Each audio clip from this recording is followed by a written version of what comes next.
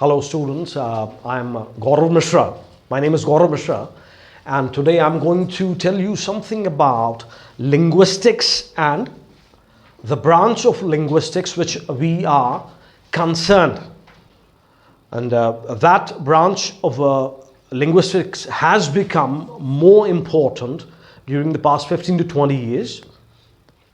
And that branch of linguistics is known as phonetics. तो ये session हमारा जो है ये बायलिंगुअल सेशन होने वाला है. बायलिंगुअल से मेरा मतलब है कि इंग्लिश और हिंदी दोनों में हम इसको एक्सप्लेन करने वाले हैं. मैं एक्सप्लेन करने वाला हूँ. तो मैं इसमें आपको लिंग्विस्टिक्स के बारे में समझाऊंगा, और लिंग्विस्टिक्स की एक ब्रांच है जिसको हम बोलते हैं फोनेटिक्स. तो फोनेटिक्स के बारे में और लिंग्विस्टिक्स के बारे में कुछ ये छोटा सा मैं एक लेक्चर आपको आज देने वाला हूँ.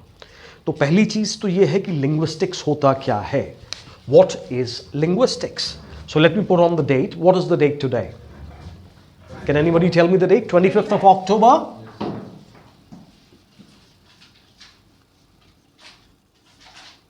And the day is Wednesday? Yes, sir. It is always pronounced as Wednesday. It's never pronounced as Wednesday. The reason is that D is silent. So you pronounce it as Wednesday, not Wednesday. Fine? So we'll begin with linguistics.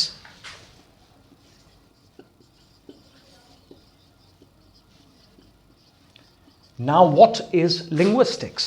Linguistics क्या चीज़ होती है? जब हम किसी भी भाषा का, दुनिया की किसी भी भाषा का वैज्ञानिक रूप से अध्ययन करते हैं, whenever we study any language of the world in a scientific manner, that is what is known as linguistics. जब किसी भी भाषा का वैज्ञानिक रूप से अध्ययन किया जाता है, तो वैज्ञानिक रूप से अध्ययन करने का या scientific way of learning a language never means that you have to visit a chemistry lab and add certain chemicals to it. वैज्ञानिक रूप से अध्ययन करने का ये मतलब नहीं कि आप केमिस्ट्री लैब में जाएंगे और कुछ केमिकल्स वगैरह के साथ एक्सपेरिमेंट करेंगे या उसमें कुछ ऐड करेंगे. ऐसा कुछ नहीं है. वैज्ञानिक रूप से अध्ययन का मतलब ये होता है कि हम उसको प्रॉपरली एक सिस्टमैटिक तरीके से उसकी ग्रामर, उसका वर्ड्स का कंस्ट्रक्शन, उसके सेंटेंसेस का कंस्ट्रक्शन, तो उसके लिए हमें ग्रामर सीखनी पड़ेगी. फिर उसका करेक्ट साउंड्स हमको प्रोड्यूस करने हैं, चाहे कोई भी भाषा हो, चाहे इंग्लिश हो या हिंदी हो. तो उसको हम बोलते हैं वैज्ञानिक रूप से अध्ययन. और इसको हम हिंदी में लिंग्विस्टिक्स को हम भाषा शास्त्र या भाषा विज्ञान भी कहते हैं. भाषा शास्त्र या भाषा विज्ञान. अब इसमें कुछ branches, there are certain branches of linguistics. Linguistics की कुछ ब्रांचेस हैं, कुछ शाखाएं हैं. तो वो क्या शाखाएं हैं लिंग्विस्टिक्स की? लिंग्विस्टिक्स की शाखाएं हैं, पहले है सिंटैक्स. सिंटैक्स में क्या करते हैं हम कि हम उसका जो रूल्स हैं, rules governing the structure of the sentences, जो सेंटेंसेस हैं, जो वाक्यों की रचना की जा रही है, तो उससे उनको कैसे उसका स्ट्रक्चर फॉर्म करना है, उसका ग्रामर क्या है उसका, तो वो known as, that is what is known as syntax. The rules governing the construction of a sentence is known as syntax. कि हम जो वाक्य हैं उनको कैसे बनाएंगे, उनकी रचना, वाक्यों की रचना किस प्रकार से होगी, ये है syntax. अब उसके आगे आता है, syntax के आगे, it's pronounced as morphology. तो ये होता है that is concerned with the structure of the words की स्ट्रक्चर जो है, इसमें वर्ड्स के स्ट्रक्चर क्या होने चाहिए, वर्ड्स का फॉर्मेशन कैसे होगा. उसके बाद आता है सिमेंटिक्स. तो सिमेंटिक्स में क्या होता है कि that is concern with the meaning of the meanings. Word के मीनिंग्स क्या हैं, what is the meaning of a particular word, इस वर्ड का मीनिंग क्या है या उस वर्ड का मीनिंग क्या है. तो that is what is concern with semantics. ठीक है ना. तो सिमेंटिक्स जो है कि इस वर्ड का मीनिंग क्या है या क्या होना चाहिए, क्या हो सकता है, तो उसमें जो भी चीज़ें हैं वो that is what is known as semantics. अब लास्ट आता है हमारा फोनेटिक्स. फोनेटिक्स जो है इसमें हमारी स्पीच साउंड्स और साइन लैंग्वेजेस हैं। स्पीच साउंड्स और साइन लैंग्वेजेस। साइन लैंग्वेजेस जब आपने देखे होंगे कि साइन लैंग्वेजेस क्या होते हैं, कि साइन लैंग्वेजेस में क्या है कि जो आपने देखा होगा कि जो डेफ एंड डम लोगों के लिए न्यूज आती है, तो today we are concern with phonetics. हम फोनेटिक्स से कंसर्न हैं आज, और हम स्पीच साउंड्स को हम स्टडी करेंगे। We are not concern with syntax.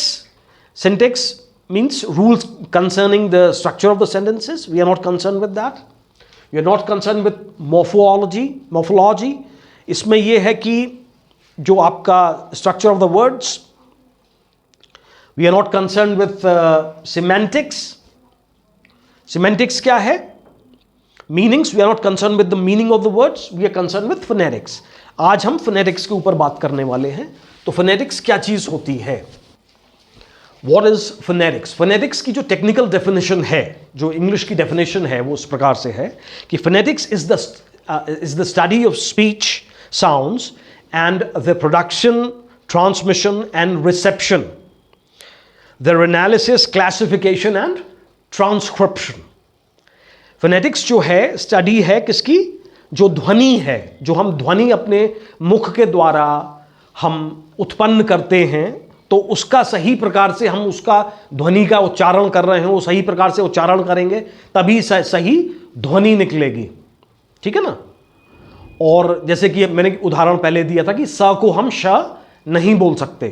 जैसे किसी का नाम अगर सुशील है तो उसको हम सुशील ही बोलेंगे, उसको अगर हम सुशील बोलते हैं तो वो गलत हो जाता है। तो ध्वनि को उत्पन्न करना, ध्वनि का उचित प्रकार से प्रसारण करना, कि मैं जो बोल रहा हूं वो साफ साफ आपके कानों तक पहुंच जाए और आप जो बोल रहे हैं वो साफ साफ मेरे कानों तक पहुंच जाए। तो वो मतलब उसका पहले तो प्रसारण हो, उसमें किसी प्रकार की बाधा उत्पन्न ना हो बीच रास्ते में। ठीक है? तो साफ तरीके से आप तक पहुंचे, वो है that is what is known as transmission of the sound and reception, जो आप उसको भली भांति प्रकार से सुन पा रहे हैं। मेरी जो मैं बोल रहा हूं उसको आप भली भांति प्रकार से सुन पा रहे हैं। Whatever I am communicating, you are in a position to listen to it in a clear-cut manner. You're able to receive it clearly. वो साफ साफ आपके कानों तक पहुंच रही है। एक क्रिस्टल क्लियर साउंड आपको सुनाई दे रही है, जो मैं बोल रहा हूं उसका क्रिस्टल क्लियर प्रोनाउंसिएशन आपके कानों तक पहुंच रहा है। तो that is what is known as phonetics. इसमें जब हम उसका एनालिसिस करेंगे साउंड्स का, कि ये साउंड इस साउंड से फर्क है, या टोटल कितने टाइप की साउंड्स होती हैं, वो सारे साउंड्स का जब हम विस्तार से एनालिसिस करते हैं, डिटेल्ड एनालिसिस, विस्तार पूर्वक उसका हम उस पर शोध करते हैं, उसका शोधन करते हैं, उसका वर्गीकरण करते हैं अलग अलग कि ये इस तरह ये कॉन्सोनेंट्स हैं, ये बैवल्स हैं, ये मोनोफोन्ग्स हैं, ये डिप्थोन्ग्स हैं, तो वो क्या कहलाता है? क्लासिफिकेशन। क्या कहलाता है? Classification. That is what is known as classification of the sound.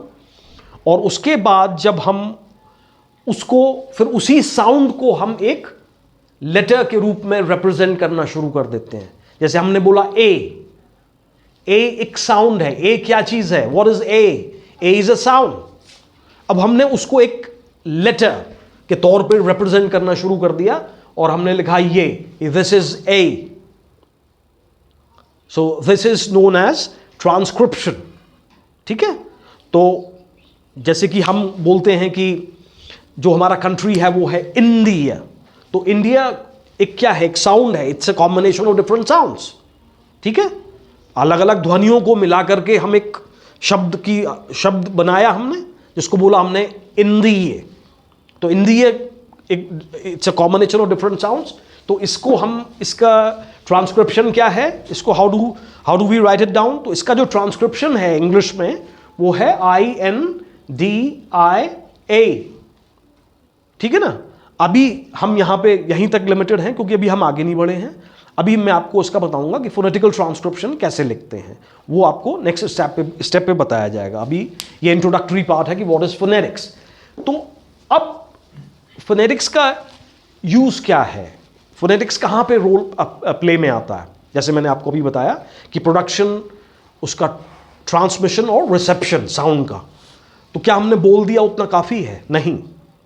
उसको हमें लिखना भी है, तो हमने एक फोनेटिकल, तो हमारे जो कितने जैसे मैंने आपको बताया कि इंग्लिश में जो हमारे पास लेटर्स हैं, पहले तो आप ये बताइए कि letter, what is the difference between a word, what's the difference between a letter and an alphabet. Alphabet और लेटर में क्या फर्क होता है, ये बताइए आप। What is a letter and what is an alphabet? English में कितने लेटर्स होते हैं? 26। जो ABCD अलग अलग हैं वो कहलाते हैं लेटर्स। क्या कहलाते हैं वो? लेटर्स। तो 26 लेटर्स बना करके क्या बनता है? एक अल्फाबेट। क्या बनता है? अल्फाबेट। तो ये हो गया, हमने सपोज कीजिए इसका नाम रखा अल्फाबेट 1। अल्फाबेट 1 क्या नाम रखा हमने इसका? अल्फाबेट 1। ये हो गया ओनली फॉर राइटिंग पर्पस। किस पर्पस का? Writing purpose only. This is meant for writing purpose only. अब हम जब इसमें हमने इसके अलावा एक हमारे पास अल्फाबेट, उसका हमने नाम रखा अल्फाबेट 2। इसमें कितने लेटर्स होते हैं? 44 लेटर्स। ठीक है। तो these are basically these are sounds. क्या है ये? साउंड्स। 40 उन साउंड्स को हमने एक लेटर प्रोवाइड किया हुआ है कि ये साउंड का ये लेटर है, ये साउंड का ये लेटर है। तो वो 44 लेटर्स हमारे पास है। तो ABCD जैसे मैंने आपको बताया वो क्या है? लेटर। इनको मिला के क्या बना? एक अल्फाबेट। तो ऐसे ही हमारे पास दूसरा जो लेटर है, दूसरा ग्रुप है लेटर्स का, वो है 44 लेटर्स, और इनको मिला के बना सेकेंड अल्फाबेट। तो इंग्लिश में कितने अल्फाबेट्स हुए? 2। और कितने लेटर्स हुए इंग्लिश में? 70। This is meant to be spoken. ये वाले जो है ये बोलने के लिए हैं। ठीक है ना। तो इसी के बारे में हम स्टडी करने वाले हैं। Will study about these 44 letters in detail.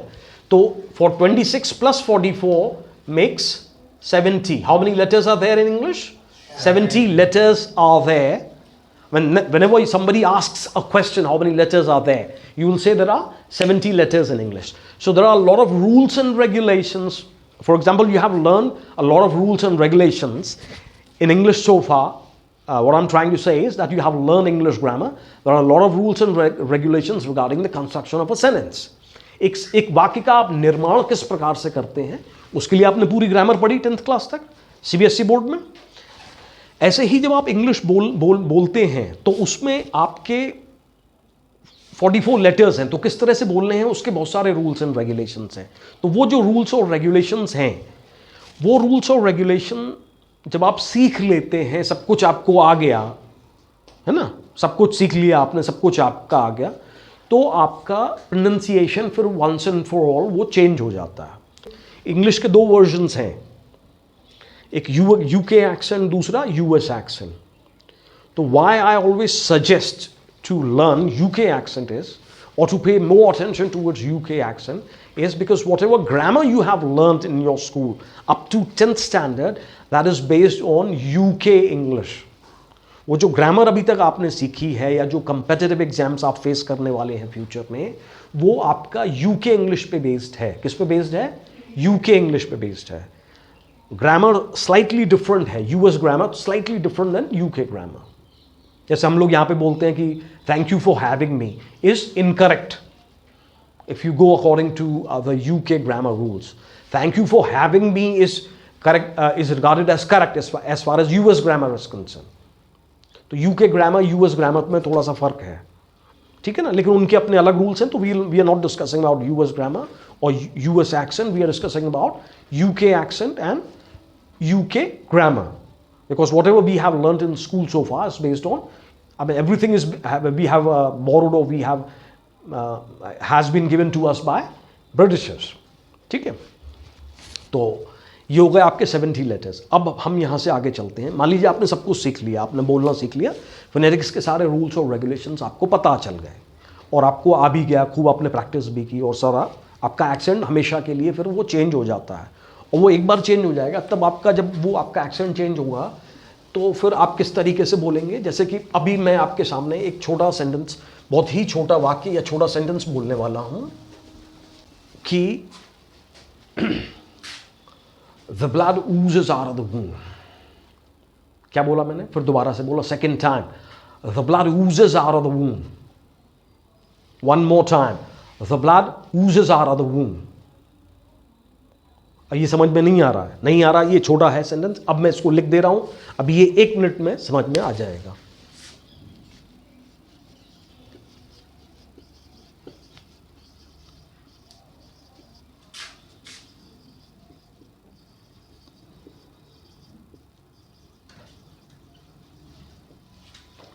ठीक है. ब्लड, खून, ऊज करना यानी तेजी के साथ बाहर निकलना, बहना. तो खून जो है तेजी के साथ बह रहा है या बाहर निकल रहा है, किस में से? वून में से. वून, इसका करेक्ट प्रोनाउंसिएशन है wound. Some of you I have noticed have been pronouncing this word as wound. Wound बोलते हैं आप लोग, वाउंड नहीं है, this is pronounced as wound. The blood oozes out of the womb. तो घाव में से खून तेजी के साथ बह रहा है, इसका ये मतलब है. ठीक है ना. One more sentence I show you as an example. अब हम थोड़ा सा एक बड़ा वाक्य, एक बड़ा सेंटेंस लेते हैं कि वो जब हम पूरा फ्लुएंटली उसको जब हम बात करते हैं, ये मान लीजिए कि आप यूके का एक न्यूज़ चैनल है, मैं उसका नाम नहीं ले रहा हूँ, यूके का न्यूज़ चैनल है जिसका मैंने पहले आपसे नाम लिया था अभी कुछ समय पहले. ठीक है ना, मैं उसका नाम नहीं ले रहा हूं दोबारा. तो उस चैनल को आप देख रहे हैं, तो वो क्या है, वो तो न्यूज़ पढ़ता चला जाएगा तेजी से, यूके एक्सेंट में पढ़ेगा वो आपकी, वो ऊपर से जाता है वो तो मैं तो जो भी क्लास में आपको एक्सप्लेन कर रहा हूँ वो 3 टाइम्स एक्सप्लेन कर दूंगा और बोर्ड पे लिख भी दूंगा, मैं उसको बायलिंगुअल तरीके से मैं उसको एक्सप्लेन भी करूंगा. लेकिन जब आप यूके का न्यूज़ चैनल देखते हैं तो वो तेजी से एक बार बोलता है और आगे बढ़ता जाता है और वो सारी न्यूज़ आपके ऊपर से निकल जाती है. तो उसका मैं एग्जाम्पल दे रहा हूँ, one more sentence, then I will write it down, you will understand everything. उसको मैं 3 बार रिपीट करता हूँ. अब थोड़ा सा मैं बड़ा सेंटेंस लेने वाला हूँ, ये तो छोटा सेंटेंस था, मैं बड़ा सेंटेंस लेने वाला हूँ.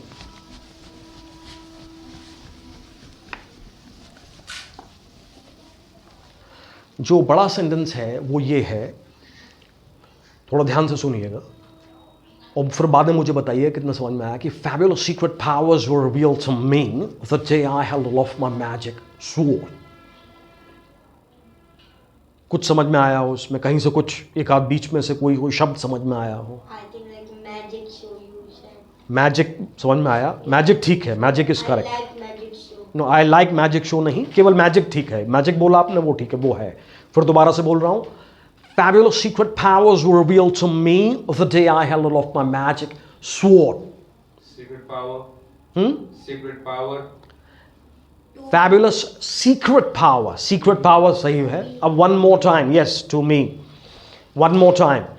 Fabulous secret powers were revealed to me the day I held aloft my magic sword.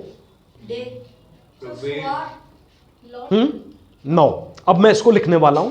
अब ये पूरी तरह से क्रिस्टल क्लियर हो जाएगा कि जो मैंने बोला है वो क्या लिखा है, और मैं उसको हिंदी भाषा में आपके सामने मैं पूरा का पूरा विस्तार पूर्वक उसको एक्सप्लेन करने वाला हूं.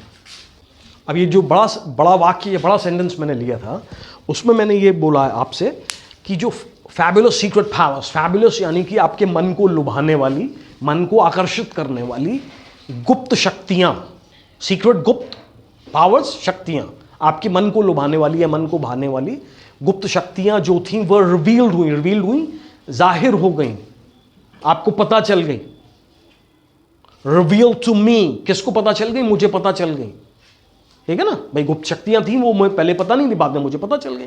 तो कैसे पता चल गई? उस दिन, जिस दिन मैंने हेल्ड अलोफ्ट, हेल्ड यानी पकड़ा, अलोफ्ट यानी इस तरह से ऊपर हवा में उठा के, इस तरह से मैंने पकड़ा. किसको पकड़ा? अपनी जादुई तलवार को इस तरह से ऊपर उठाया मैंने पकड़ के.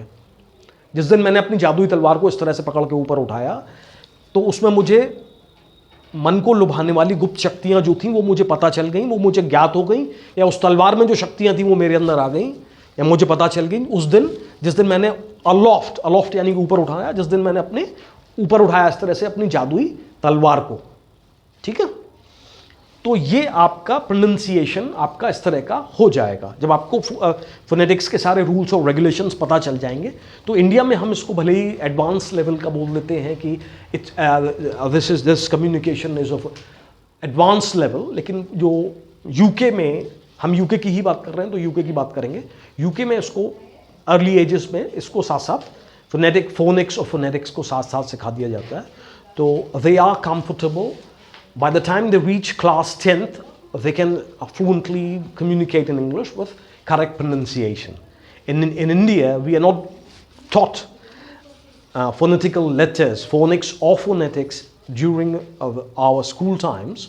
So whenever we are, as long as we are in the schools, we are never taught. It's not included in our school syllabus, in our exam syllabus. So we are not aware of the phonetical rules. We are not aware of the phonetical sounds. We are not aware of how to pronounce correctly.